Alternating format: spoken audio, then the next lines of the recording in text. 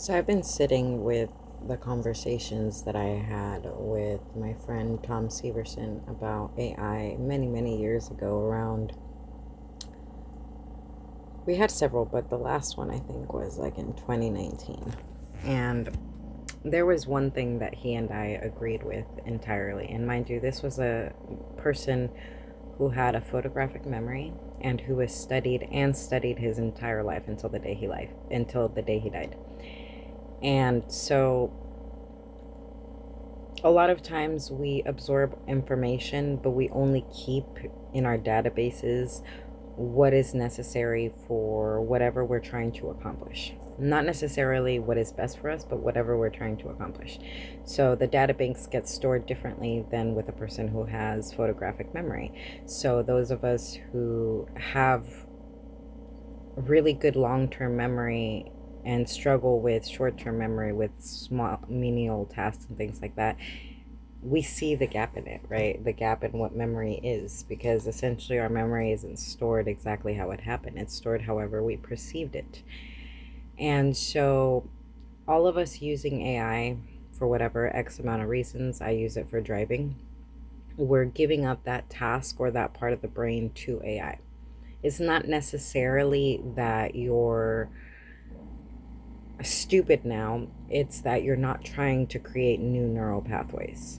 Your body sees the external tool as a way to bypass creating new neural pathways. And I struggle a lot with individuals who try to get me to use AI to recover some of my old skills, because I know that the memories are still stored in there. And I've said it many times, if I can stress myself out enough and produce enough adrenaline and cortisol, or if I use stimulants like the ones they prescribe in the doctor, I can reach those memories. And so a lot of individuals get confused with why I don't want to take medications and so on and so forth. And for me, reaching those heights with those stimulants and with the bypassing, it actually creates autoimmune dysfunction or nervous system dysfunction. There's a disconnect between my nervous system and the functions in my body because I'm no longer trying to manage everything. And so maybe that idea will change in the future. But while I'm trying to reconnect my nervous system, adding more external crutches can actually diminish my ability to create those new neural pathways. And I say this with confidence because I've done it before. I get these ridiculously painful headaches that leave me unable to think clearly for hours, sometimes days. And that's not the only thing that causes the disconnect, but that's one of the biggest ones I've had since I was a little girl. Okay. And my vision has always been wonky because of dyslexia, but I learned to adapt through it. So your brain basically, I see this is what it actually is. So the interpretation is different. However, there's also a thing that happens when I get these headaches, and it's what I'm thinking doesn't come out my mouth the way I'm thinking it. So what I'm trying to say isn't what I'm trying to say. And a lot of these things are perceived as mental deterioration and things like that, or there's technical words, I just can't think about them right now, but I've seen a lot of people be improperly diagnosed with dementia and things like that when they go into shutdown. And I feel like this is just another form of shutdown. So the body can't handle so much of what it takes to keep that level of X, so you can't accomplish YZ, so it just, a lot of times when I get like that, though, I can write my thoughts out. The issue with writing them out is that as I'm writing, I start to lose the thought. It starts to disappear. And so when it starts to disappear like that, I'm not able to keep the original thought the way it was. It starts to evolve once I start writing it. But that's the evolution of the thought itself. It's not necessarily that it's the wrong thought or it wasn't exactly what I was thinking. It's that once I started writing it, my eyes started to view what I was writing. The brain now starts to analyze it, and then the thought changes. So a lot of times with poetry, like one of my favorite things to do for that problem, when I can't talk things out, I write it into poetry. And as I'm writing the poetry changes, right? if I speak it into the talk to text thing, it's not the same. It's not using the same neural pathways to process that poem. So the poem stays exactly the way it was here because I'm saying it into something that's writing it down for me. So a lot of times people will do that and then they'll never go back and read their work, or they'll never go back and reanalyze what it is that they were thinking. So they can't help that thought process evolve. A lot of times with sharing our work, that's what we're initially I'm just very tired today. I burnt myself out. That's when we initiate that thought process in someone else's mind and brain and writing style or talking style or visionary style, whatever the case may be. When something inspires you, that's essentially what it's doing. It's like you writing down what you're thinking and then reanalyzing it through the process of writing it down. It's also how we are able to store short-term memories when you're not good at short-term memories. And that's something that's always been an issue for me. I store the memory once it's analyzed. Like, we had a social event, we hung out, blah, blah, blah, blah. When I get home, my brain, whether I want to or not, starts analyzing the entire social experience and then files those social experiences in the files that they need to be in, right? And so it's incredibly, I used to be a lot more organized than I am now, thought process wise. But essentially, they had me on a lot of stimulants, and I have struggled with insomnia since I was a little girl. And I didn't want to tell anybody that I was struggling with insomnia because I didn't want to be medicated. And I remember one of my friends in high school, his name is Robert. He's like, "Why do you have a spiral on over your bed?" And I'm like, "Because I follow the spiral to make myself dizzy, essentially to fall asleep." And that was the only way I could get to sleep, because some days it would take weeks before I could sleep. I'd sleep 1 or 2 hours and I'd mostly get most of my sleep at school. That insomnia was mostly trauma based. So I didn't feel safe enough to sleep at home. So what would happen is that my body would go into rest mode when I was at school. So I've said it many times that school was my sanctuary. So a lot of times your body is in fight and flight. So now where you feel safe, your body relaxes. So even through the bullying and everything at school, it was way different because I was always quiet. And if people started bullying each other in our circle or gossiping each other, I'd leave those circles and I'd just hang out with myself. Why? Because essentially I didn't want to keep creating those trauma loops the same as what was happening at home. So I learned to create these new neural pathways on my own. And when I went through the chemotherapy process, when everything was getting thrown off, at first I still remember my kidney specialist and he would kind of like test me to make sure. He's like, "Wait, what?" Because I would remember when the prescription was given to me, because then I started over analyzing my health. So when the prescription was prescribed to me, the dosage and its effects, I could remember all of it. I could also remember the deterioration. That started to get worse and worse and worse, where I could not hold memories. The worse the pain got, or the more toxic my own body got, because I went through bouts of, they had it for over 5 years as acute kidney failure. But after you've passed the 1 to 2 year mark, can it really still be considered acute kidney failure? Anyways, so they kept it like that, and I kept going through bouts of toxicity. So you can see my pictures throughout the past. I was even yellow for almost a full year, and they never once said that there was anything going on with my liver, but I knew the liver was struggling because of the people with alcoholism that I know that would turn yellow. So I started doing liver treatments to detox because I couldn't think. My head was always on fire. I could not think. So essentially, going back to those doctors to try to help me with this problem, I know what I'm going to get. They're going to want to give me medications to speed up the process. And I'm sure that that's a great solution for other individuals. I think that for some people who really depend on their ADHD and autism medication, and they really depend on that so that they're not super overstimulated when they're out in the world, Dude, cool. I'm glad that it works for you. I'm glad that that's something that functions for you dearly. I am happy for you. And it's not that I'm not willing to try so that I can get back into the workforce the way you guys want me to get back into the workforce. It has nothing to do with that. In my particular situation, it has to do with the fact that I know my body. And I know that my body was made with everything that it needed to flourish, thrive, and heal itself. I know this. I know this because for the longest time, I didn't have medical intervention. When that medical intervention started to come into play, I started to know my body less and less. That kind of fear drew me to not seek medical attention for the last couple of years, to really not seek medical attention because I'm so fucking afraid of what they're capable of.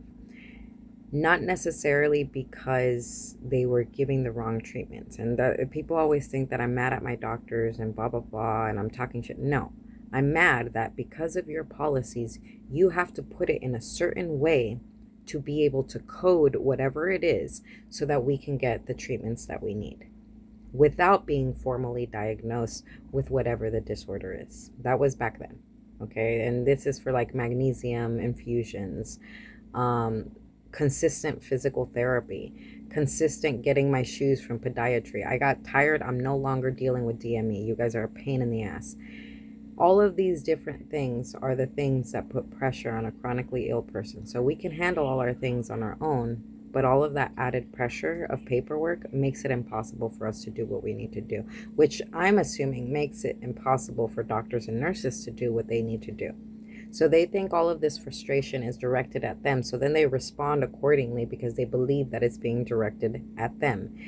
No, it's directed at the system that you're still choosing to work in, despite the fact that you know that it's causing harm. It's not directed directly at my doctors because essentially they were, by prescribing that those allergy medicines, for instance, if they would have just prescribed one, because I keep trying all these different allergy medicines, and recently a friend told me that it's because our receptors are different, so that we have to find one that has the right receptors for the allergy medication that you're taking.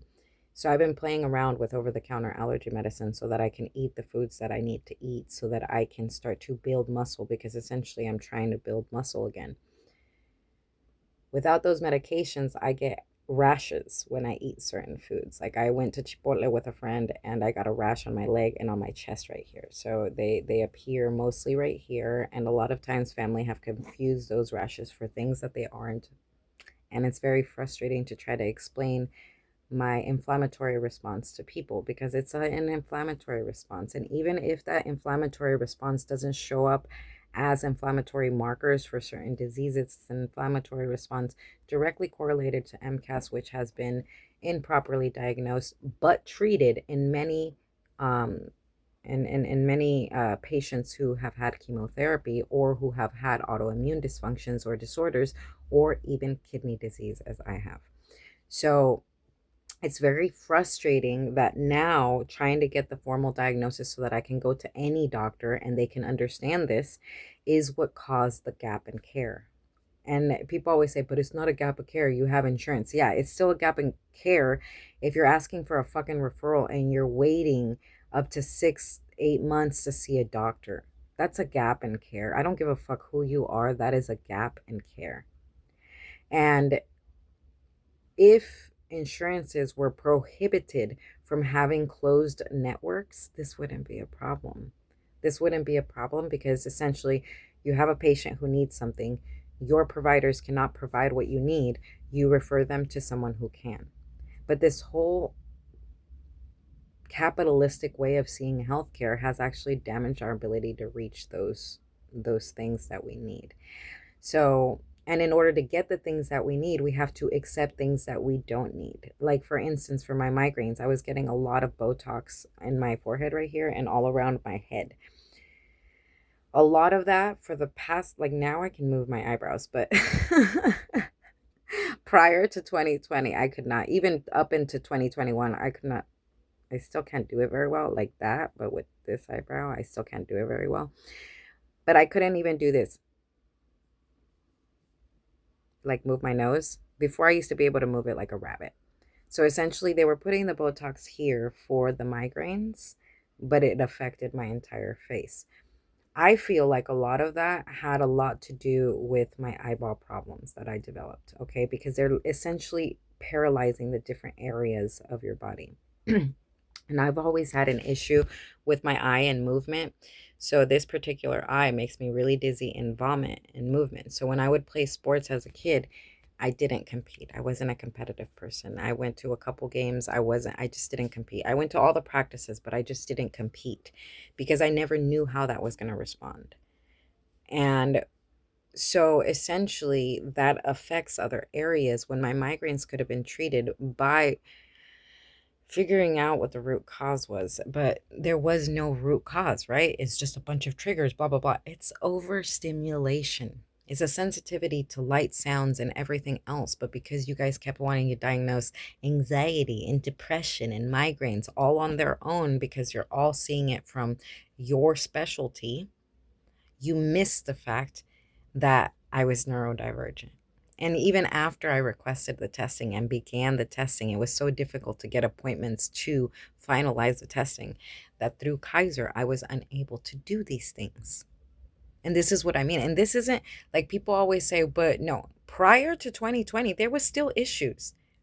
They weren't huge issues, but there were still issues with the system in play because you were requiring us to accept one thing. Like for pain management, I was required to get those injections. I've always had an issue with my left leg, but I didn't have an issue with both legs prior to those spine injections. On the contrary, that's the reason I stopped getting it, because after my last spinal injection, I remember calling them that same day, freaking out because I laid down and when I woke up, I couldn't move either one of my legs. And that lasted quite some time. My mom helped me get up, and with a walker, I started walking because I was afraid of losing the sensation, but I didn't feel my legs when I was doing that. And in order to get my pain medication, that's exactly what I had to put my body through. And this is what I mean. For one thing, you make us get another. And it's not helpful for the chronically ill. Same thing with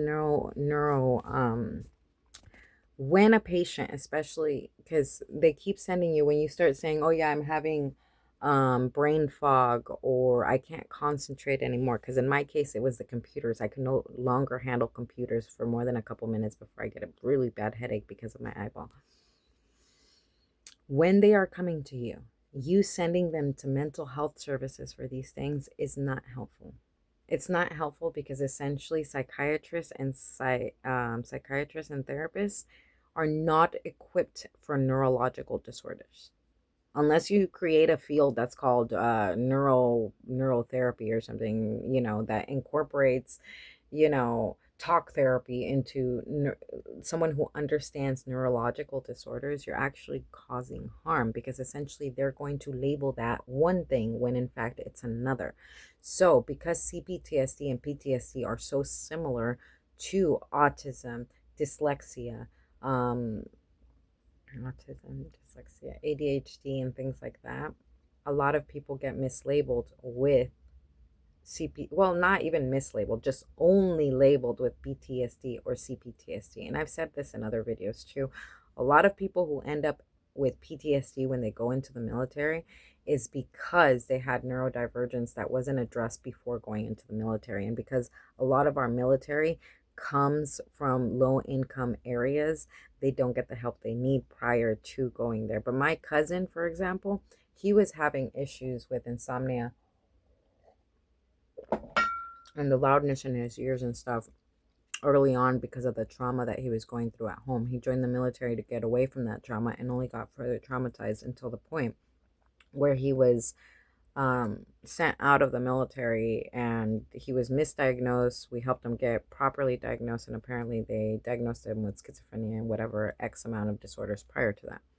But it was his overly sensitive body being traumatized by my piece of shit uncle consistently into adulthood, and then being placed back with him later on in adulthood because no one was protecting or defending him. And this is what I mean about disabled people. We're always at the whims of our caretakers and caregivers. We never get to decide these things on our own. So you're not actually listening to us.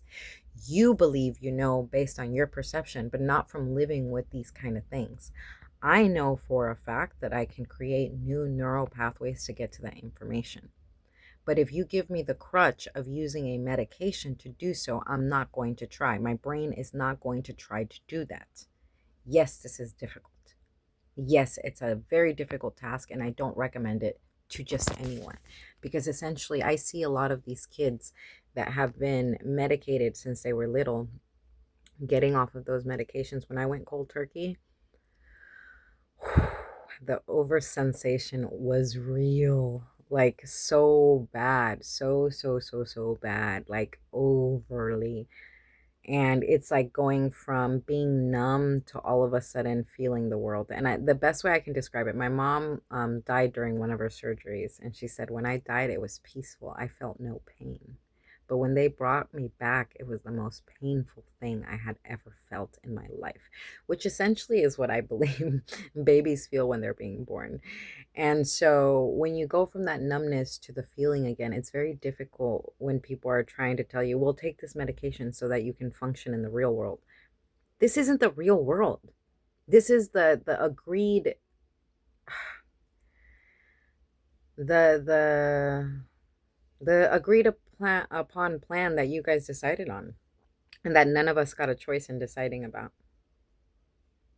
And this is what I mean, because if you gave neurodivergence the choice, you would get different things, like the place that I went to yesterday, the way that they're addressing fitness and incorporating it so that our minds can also develop in the process of fitness. We have turned fitness into this. And I remember when I was a little girl, all of these games existed. I don't know why they took them out, but anyways, um when you go to the gym and stuff, it's like a task that you have to do. It's just another task on your task of things to do. And I could never keep up. And after all, I almost drowned swimming in the ocean, I didn't have the confidence to go swimming anymore, but I still occasionally walk in the pool. And that's what I mean. Like, we lose our confidence because essentially we're taking community out of the things that we are doing. What these programs are developing is incorporating these kids. Oh my God, it was the coolest thing to see how they were doing it, because even though towards the end my brain was starting to shut down, like at the same time, the stimulation was providing the stimulant that I needed to stay present. There was an external stimulant, yes, of course, but it wasn't something that I had to take as a medication. So essentially, when we do these things a little bit differently, neurodivergent individuals can actually heal themselves. And I'm not saying everybody, and I'm not saying it's a superpower, and I'm not saying that neurodivergence isn't crippling. However, what I am saying is that the way medicine is addressed today has a lot to do with the issue of how we are able to move in the world, how we're able to be understood in the world, because essentially we can accomplish a lot. Some of us can accomplish a lot, and because of that, the things that we can't do are neglected. We're just seen as lazy or uncooperative or whatever, and just lazy. And that's not the truth. On the contrary, like this morning, it took me over an hour to get out of bed because of how bad my head hurts. It still hurts right now. It makes it hard to breathe. That has nothing to do with my lungs. It has nothing to do. But if you put me on a thing, it would say that my lungs are struggling right now. It has to do with the signals being sent down to the lungs because of how bad my head hurts. It's not sending the right signals or the proper signals to keep my breathing normal. So in these situations, I have to remind myself to breathe. And so it's really hard to breathe through pain, through daily physical pain that you already have. Because essentially, if I don't take something for the pain before I go to sleep, I'm not going to get a restful night's sleep. If I'm not somewhere where I trust the individuals, I'm not going to get a restful night's sleep. If there's too many external factors, I'm not going to get a restful night's sleep. And that leads to uncontrollable and unbearable fatigue. And that fatigue in itself is what I believe makes it hard to breathe. But that's just in my body.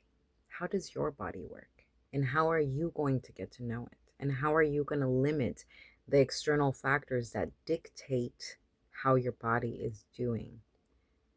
Because essentially, not having all of the exercise that I was doing in my garden and not having the space to do my treatments every morning, have them set up and everything like that. I haven't done the sauna mat in about a week or two because I don't have the space. I have to really pick and choose about which medical equipment I'm going to be using because of how bulky it all is. We don't have the space if we're just in a tiny little room. We don't have the space if we can never afford our own home to be able to do these things and keep ourselves well. And everyone's like, well, you're not doing anything all day. You're just sleeping. You're just doing this. Yeah, I know. But when I don't do it, I'm already going into chronic fatigue. And it's been really hard to get shit done with chronic fatigue because I can't use my brain. The first 2 days of the week, I was able to do paperwork and stuff like that. I have not been able to understand or comprehend what I am reading since about Wednesday or Thursday. I've had to have help. And this is what I mean. I don't need help all the time. But when I do need help, I do appreciate these services that I'm starting to get because the guy helped me get everything transferred for my Medi-Cal. Why? Because we do need help from time to time, especially when we go into that fatigue, because fatigue is not the same as being tired. And mental fatigue, when your brain is hurting this bad, but again, I went down on the THC and CBD so I can prove to my doctors that these symptoms get worse when I'm not taking my CBD and THC because they want to say that it's exacerbating my symptoms, but I've had more episodes of almost passing out since I started to reduce my CBD and THC. Since I've reduced it so much, I'm down to less than 50 milligrams a day. I almost passed out at the store. I almost fell when I was at the event yesterday. A couple bouts of dizziness here and there, and very much dizziness when I wake up in the mornings, and the headaches are getting out of control. They're getting out of control. And there's nothing I can do about it. There is absolutely zero I can do about it because essentially, if my doctors do not believe that this is happening, they're going to keep sending me to mental health services, which is fine. I don't mind going to mental health services for my actual problems, but not for the ones that need to be addressed differently. And from what I know, there is nothing for chronic fatigue, and taking those stimulants only caused more chronic fatigue when I got off of the stimulants.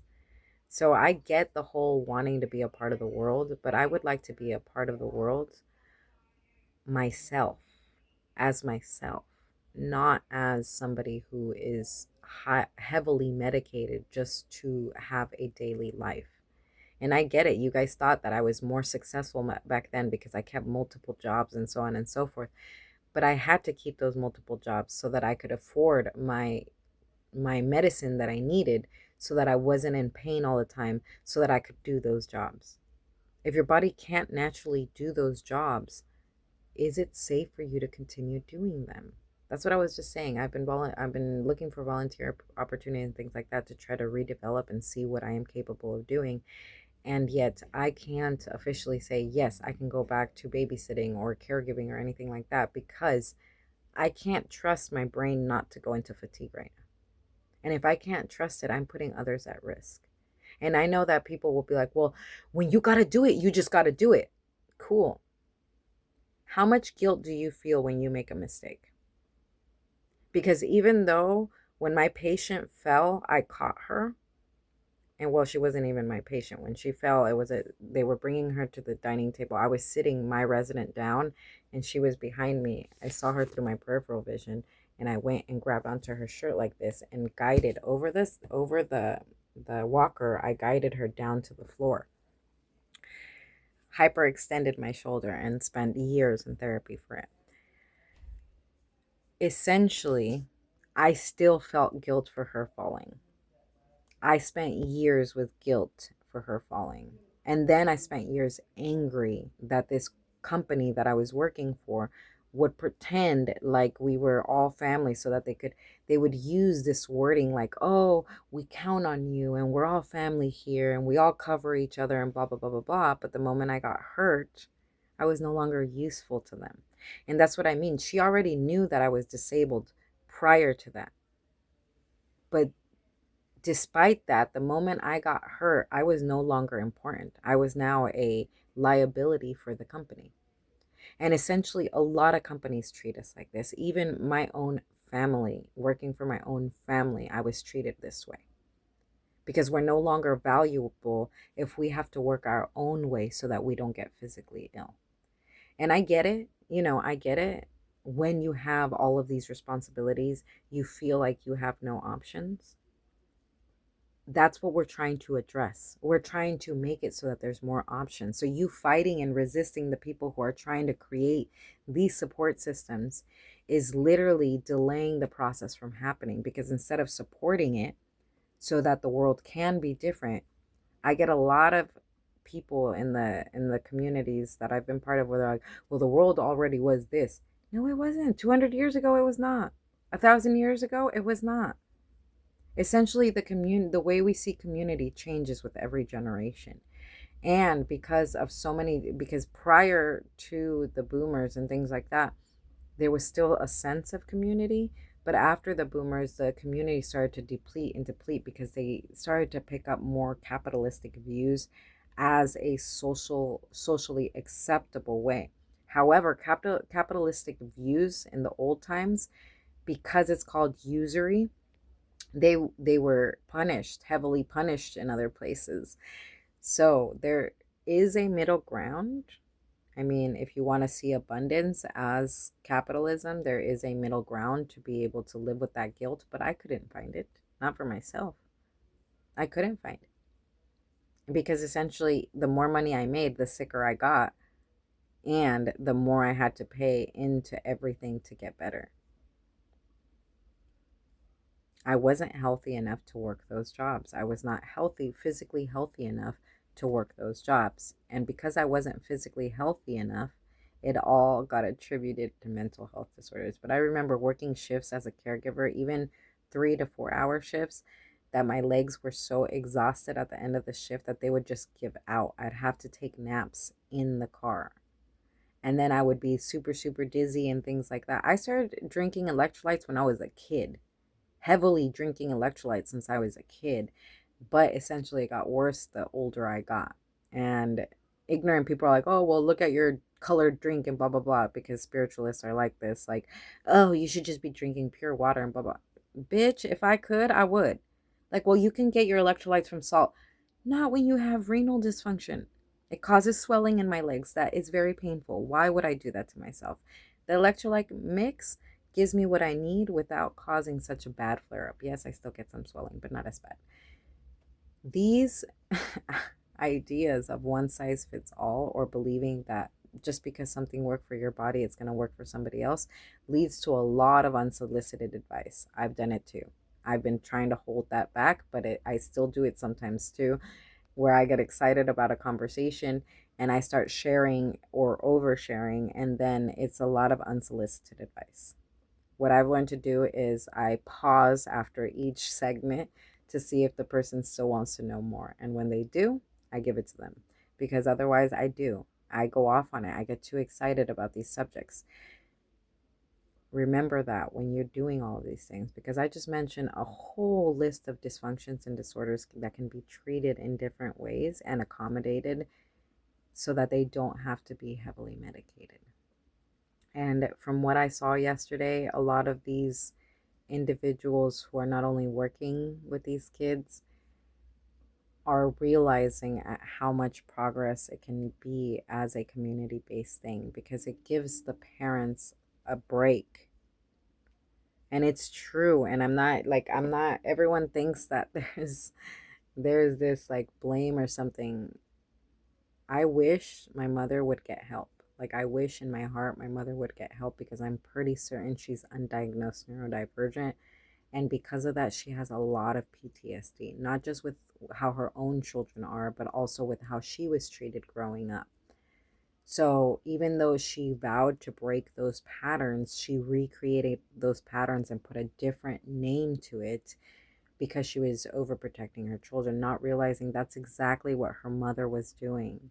And her mother herself, if you listen to the stories about my grandma, you would realize she was neurodivergent, and her hyper focus was whatever she needed to do to get things done. She would put her hyper focus into those things. She was a sobadora, she was a healer, but she washed clothes to be able to pay the bills. She sewed, she did it. That's straight up neurodivergence, and not just for survival. Essentially, for her, it was actually joy. And that's what I've tried to explain to my mom, because my mom talks about how my grandma would make these beautiful flowers and these beautiful patterns that no one had seen. So people would come to her to draw the patterns on the clothing so that they could sew the flowers because of her creativity. Her creativity is literally what allowed her to be able to take care of 13 or more kids. The issue is that's also why she got sick so much. That's what I'm trying to get at. So without familiar support, because her husband's family wasn't very supportive, and she left her own family to be with her husband, um, she kind of did a lot on her own. And because my great grandmother was even worse, and she birthed her own children alone at home, you know what I mean? They are self isolating individuals. And I'm not saying self isolating isn't a good thing. From time to time, isolation can be a great thing. But when you start truly isolating yourself to the point where you don't trust anybody anymore, it becomes a trauma response. So just keep that in mind. There's nothing wrong with isolation. There's also nothing wrong with using AI. But again, with using AI for these functions that your brain can learn, maybe one day I'll end up using AI the way I'm being asked to use it. But for now, I want to try to redevelop those skills. And I've been trying to join vocational programs so that I can learn to type again, so that I can learn all these things. But the way my brain works, it's like childish. So I got to find a game similar to the one I used to do when I was in high school, because that one helped me learn how to type. And now I can't type very well without looking down. I can't, when I'm rereading, I don't see my dyslexic mistakes anymore. I don't see them anymore. So it's just there's a something missing, and that's what I was trying to explain yesterday, that yes, pregnancy and hormone changes have a lot to do with the effect, but essentially you can reach the things that you want to reach. And that's what I told a friend of mine, a different friend of mine. I'm like, dude, if I don't want it, I'm not going to get to it. It's that simple. Because I'm very self motivated, but I'm also very against the grain when it's something I really don't want. If I really don't want it, it's not going to happen. It's not going to happen no matter how much I try. I've broken phones, I've broken things trying to get something accomplished, and getting more and more frustrated and feeling the roadblocks when I'm doing it, to the point where the internet doesn't work properly. And it's not just me. I've had people help me and they're like, well, your internet's not working. I know, because I'm agitated.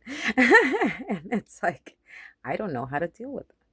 I don't know how to deal with that, because essentially I'm the one creating that block, because I don't want it. I don't want to be an accountant anymore. I don't want to go back to that profession.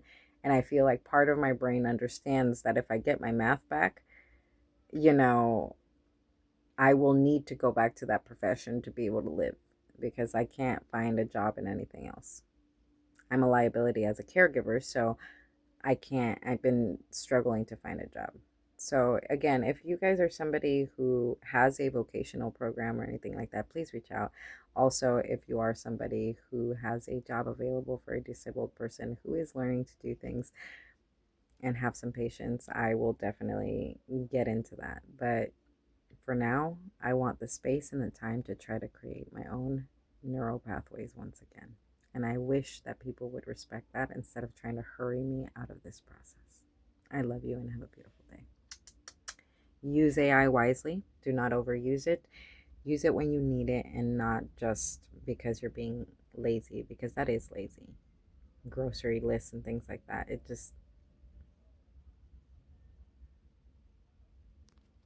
anyways, but I do use Be My Eyes occasionally when I can't find things. So just keep that in mind. Okay, you can use it when you truly need it, but try to do things first before you use it. That's the takeaway I got from Tom. I love you and have a beautiful